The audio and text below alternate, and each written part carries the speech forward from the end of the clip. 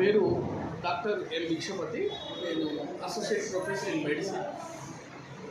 Area hospital జనగాంలో నేను నా యొక్క డ్యూటీ చేస్తున్నా. ఒక ఇంపార్టెంట్ విషయం మీ అందరికీ షేర్ చేసుకోవాలనేది ఒక ప్రథమ ఉద్దేశం. ఇక్కడ ఒక పేషెంటు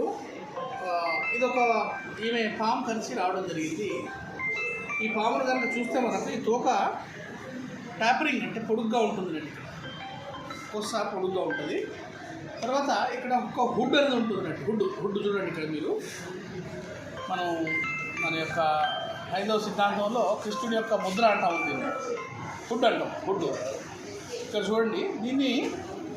ఇది నాగుబాము అంటాం మనం, కోబ్రా. ఇక్కడ చూడండి, కోబ్రా. సో ఈమెది ఏం నేరం లేదు. ఈమె పనిచేస్తుంటే ఈ పాము నేను కరవడం జరిగింది. ఇక్కడ చూద్దామా, ఎక్కడ కలిసిందో. కూర్చో, కూర్చో. ఇక్కడ చేతి చూపించు. అక్కడ ఏళ్ళ మీద కుట్టడం జరిగింది. ఓకే, సరే. ఇంకోటి ఇదే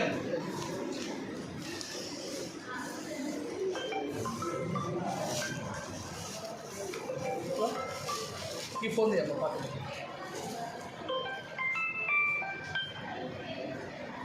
బయటికి తీసుకోండి.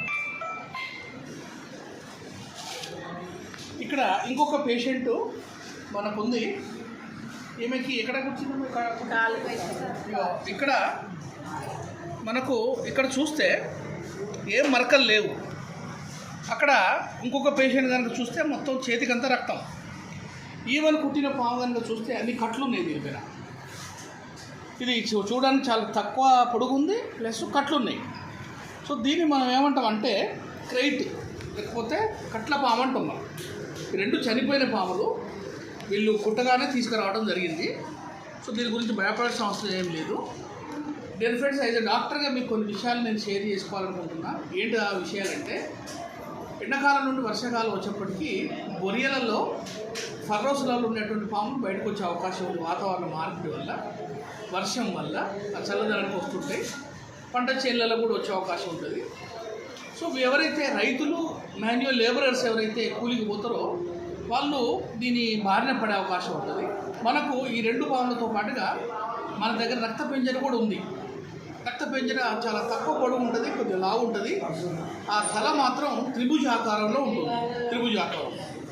ఈ మూడు చాలా ప్రమాదకరమైనటువంటి విష సర్పాల కింద పరిగణిస్తాం మనం.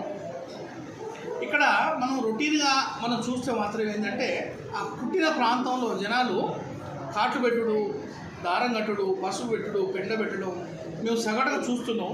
దయచేసి ఇటువంటి పని ఏం చేయకుండా అతి త్వరలో ఆ కుట్టిన భాగం ఏదైతే ఉంటుందో కదిలించకుండా అతి త్వరలో మీరు హాస్పిటల్ కనుక తీసుకొస్తే, ఇక్కడ మీరు చూడండి, ఈమెకు చాలా కాస్ట్లీ ఉన్నటువంటి యాంటీ స్నేక్ వినం ఒక 10 వైల్స్ మనం ఇస్తున్నాం. ఇంతవరకు మన ఏరియా హాస్పిటల్లో కొన్ని వందల పాముల కాట్లు, తేలు కాట్లు, తర్వాత పాయిజన్ తాగిన కేసులు కూడా చాలా చక్కటి వైద్యం మా శక్తి కొద్ది మేము ఇవ్వడం జరుగుతుంది. అండ్ సక్సెస్ రేట్ చాలా బాగుంటుంది. అయితే ఎవరైతే చనిపోతున్నారో వాళ్ళు ఆ మంత్రం వేయడానికి ఇమీడియట్గా మంత్రాల దగ్గర పోతున్నారు.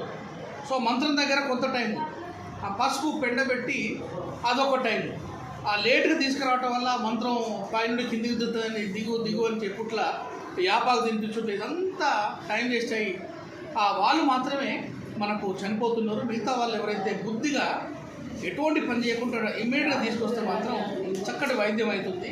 సో మళ్ళీ నేను చెప్పేది ఏంటంటే, పాము పుట్టిన ప్రాంతంలో ఏం పని చేయకుండా అతి త్వరలో తీసుకురండి. మంత్రాలు వేయించొద్దు, పసుపు కానీ పెండ కానీ ఏం పెట్టొద్దు.